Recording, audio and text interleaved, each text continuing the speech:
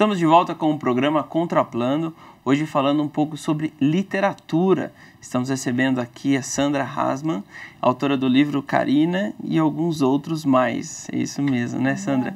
E no bloco anterior a gente falou sobre o seu último lançamento, que foi o livro Carina, da princesa que não podia andar. Mas você também tem outros livros que você tem participação. Exato. E um que foi até escrito em 3 línguas, né? Exato. A história de um barão. Exato, a história de um barão. Foi uma experiência fascinante e pela qual eu tenho assim um carinho muito grande, porque é algo que faz parte realmente da minha história de vida. E essa história começou em Frutal, Minas Gerais. Exato. Sua cidade... A cidade onde eu nasci. Minha mãe morava aqui, meu pai veio, se casaram, eles foram para Frutal, onde tinha a família toda, por parte de pai. Nasci lá, eu e minha irmã Solange, de lá eu vim com 2 anos, mas voltava nas férias, né? E o barão era o meu padrinho. O barão do livro era o seu padrinho. Um barão de verdade, de fato, de anel de sinete e tudo mais. E a história dele é uma história também de superação, né? De grandes dificuldades, mas de vitória, porque ele conseguiu realizar prodígios, eu diria, com as dificuldades que ele teve que superar. E como que nasceu esse livro do barão? Então, primeiro vamos à história do barão, né? O meu padrinho, ele era agrimensor. A ele se deve praticamente o mapeamento de toda a região ali, né, de Frutal principalmente. Um homem muito honrado, muito culto, muito educado, né? E casou-se 2 vezes, né? Conseguiu formar todos os filhos. E eu me lembro que na casa dele tinha 2 quadros, 2 retratos pintados por grande artista alemão, quadros antigos, onde estavam retratados os avós desse meu padrinho, os barões, com aquela peruca empoada, com as roupas de época, não é? E eu gostava também, quando eu ia visitá-lo nas férias, de ouvir as histórias que ele me contava depois do jantar, naquela mesa enorme de madeira, de ver as fotos que a minha madrinha mostrava dos ancestrais dele, e foto dele também, fotos dele no castelo, menino, porque ele foi criado realmente no castelo. Então foi daí que ele era um barão de castelo, de fato. Surgiu sua paixão por castelos? Com certeza, com certeza. Eu era apaixonada e ele me contava histórias da antiguidade, história dos nobres, histórias da Idade Média, não é? Aquelas coisas assim que normalmente eu não teria a possibilidade de ter esse aprendizado vindo de alguém que realmente era do meio. Ele era um nobre, só que aqui no Brasil, tadinho, ele era menos que um plebeu, né? Porque a vida dele não foi uma vida de nobreza, não é? Mas você quer saber a história do barão, como é que foi? O avô dele, Nicolai, foi o fundador da cidade de Nome, né? Província de Nome, na Estônia, perto da Sibéria. E ali eles tinham o castelo. E o meu padrinho, a mãe dele era uma baronesa, inclusive descendente de um príncipe, né? Ele era um nobre de fato, como dizem, sangue azul, então era. Ele tinha realmente, sangue azul. E vivia, como toda burguesia da época, burguesia nobre, não é? Com muito luxo, muito tudo. Fazia as viagens dele, de navio com o avô, quando criança, enfim. Mas aí aconteceu a Revolução Russa, né? Ele foi para o fronte, ele quis ir, né? E a família, como começou uma perseguição, né, aos nobres, na época, a família teve que fugir. Primeiro foram para a Alemanha, depois para o Brasil. E quando ele voltou, né, ele teve que vir atrás da família. Uma irmã dele tinha sido morta pelos soldados, né, nessa perseguição aos nobres, né, e tinham vindo para o Brasil, então, a mãe, né, as irmãs que restaram, enfim. E ele veio depois. Não pôde trazer nada, absolutamente nada. Um senhor de Castelos. Ele veio praticamente sem nada. Eu me lembro que contavam que trouxeram a prataria, que era uma prataria maravilhosa, muitas peças, valiosíssima, que havia sido passada de geração em geração. Chegando no Brasil, depois de um certo tempo, me parece que sofreram um assalto, roubaram. O anel de sinete dele também, não sei quem pegou para tirar uma cópia, não sei o quê, mas depois roubaram desse alguém que pegou para tirar uma cópia, né?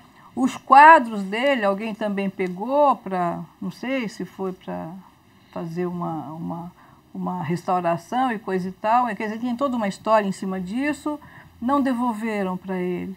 E eu soube até que ele veio a adoecer de fato depois desse... Porque, pensa, perdeu tudo, castelo, títulos, né? As memórias dinheiro, que ele tinha, o resto roubadas. que ele tinha, o pouco que ele tinha de memória, levaram, né? Sem a menor misericórdia. E ele escrevia, ele tinha os diáriozinhos dele, né? Bem, um dia, quando eu soube que haviam roubado os retratos, né, que ficavam na parede, dos quais ele tinha tanto orgulho, porque eram os parentes dele. Aquilo me tocou tão profundamente que eu falei assim, olha, eu juro, eu prometo que eu vou devolver para essa parede os retratos dos nobres de Von Glen, que seriam então o meu padrinho e a esposa, a segunda, que era a minha madrinha. Consegui. Pintei o retrato da minha madrinha, que aliás está naquela coletânea que eu te falei, Elas Pintam, Elas Pensam, que eu participei foi uma coletânea muito importante, foi através dessa que eu cheguei a ir para a Academia Francesa de Letras e tal, Divina Academia Francesa de Letras. E, conclusão, devolvi esse quadro, tá, no livro, esse quadro. E eu me lembro que um dia eu mandei também pela internet, eu fiz chegar até a Estônia. Agora, eu não sei se isso foi o fio da meada que teve início ou não, porque o que eu sei é que um primo, chamado Dimas, né, sobrinho da primeira esposa do meu padrinho, né, primo dos filhos dele, que é um professor na Unicamp, muito conceituado, ele fez uma viagem para a Alemanha e tal, e decidiu ir até a Estônia. Já que eu estou aqui pertinho, eu vou conhecer então, onde nasceu o meu tio e tal. E chegou para conhecer Castelo, conhecer tudo. E quando o prefeito do local ali soube que estava ali o sobrinho do Peter Von Glen, ele acolheu assim, como se fosse um diplomata, né? E daí foi aí que ele teve notícias da família, do barão, que era o Peter, né, meu padrinho, e o Dimas estabeleceu uma ponte entre o governo de nome, né, na Estônia, e a família aqui no Brasil. Conclusão, esse prefeito veio para o Brasil. A família se reuniu em Frutal, tem várias fotos no próprio livro, depois você vai ver. Ele pegou todos os dados da família, porque ele tinha assim, um carinho, e tem um carinho muito grande pela história da cidade, que começou com o avô do meu padrinho. Uhum. Né? Então, muita gente na cidade não sabe que existiu, de fato, o Peter Von Glen, que ele foi banido, que teve que fugir, que a família existe, que está viva, que a esposa está viva, que está todo mundo aqui, não é? Aí foi aquela correria de compilar o material que o meu próprio padrinho havia deixado escrito. Então, o Manfredo, que é o segundo filho, né? Filho número 2,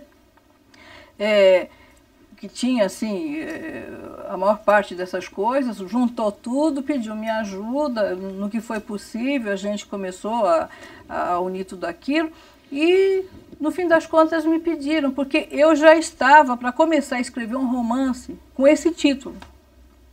A História de um Barão. A História de um Barão, onde eu iria contar a história do meu padrinho. Uhum. Mas aí eles me pediram, Sandra e tal, esse título e tal. Eu falei, não, tudo bem, então podem usar esse título, História de um Barão, né? E lá na frente eu escrevo com outro nome.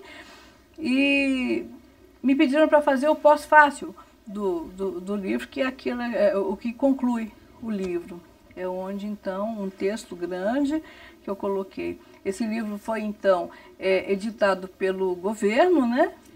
Pelo Eric Corp, né? E Erc Corp, que é o prefeito de nome. E foi editado em português, estoniano e inglês, né? E chegou para mim, não faz muito tempo, eu trouxe o livro para mostrar para vocês, onde tem as fotos, onde tem a história, a narrativa do meu padrinho, a narrativa das pessoas, da família, das pessoas que conheceram.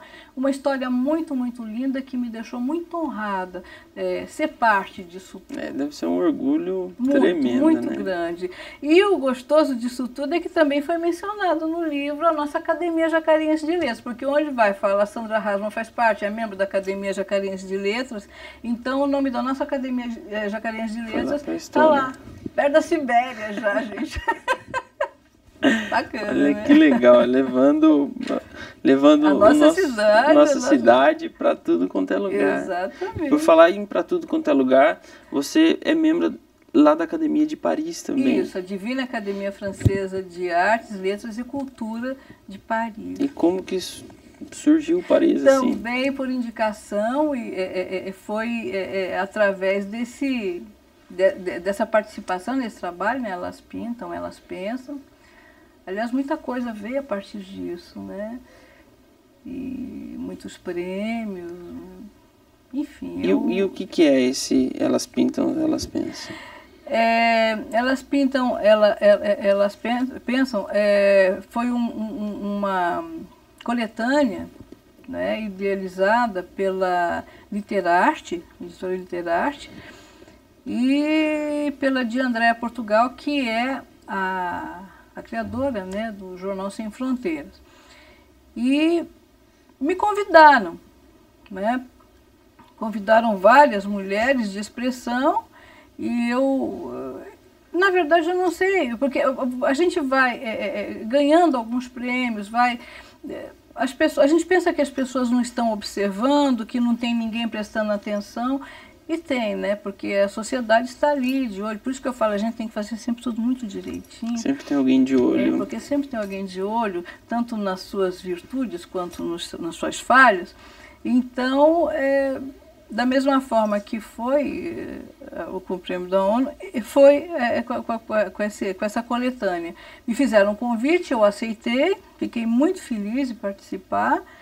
E a partir daí foi se abrindo muita coisa, outros trabalhos, e acabei sendo indicada, recebendo, né, esse convite para receber essa, como é que a gente fala? Receber essa, oh meu Deus, condecoração, porque é uma condecoração, não é?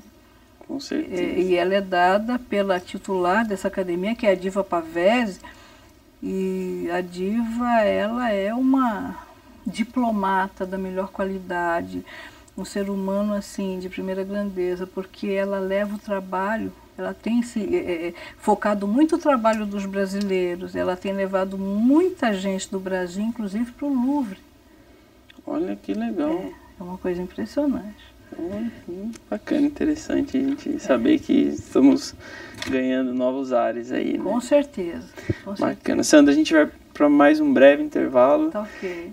Não saia daí, o nosso programa volta já.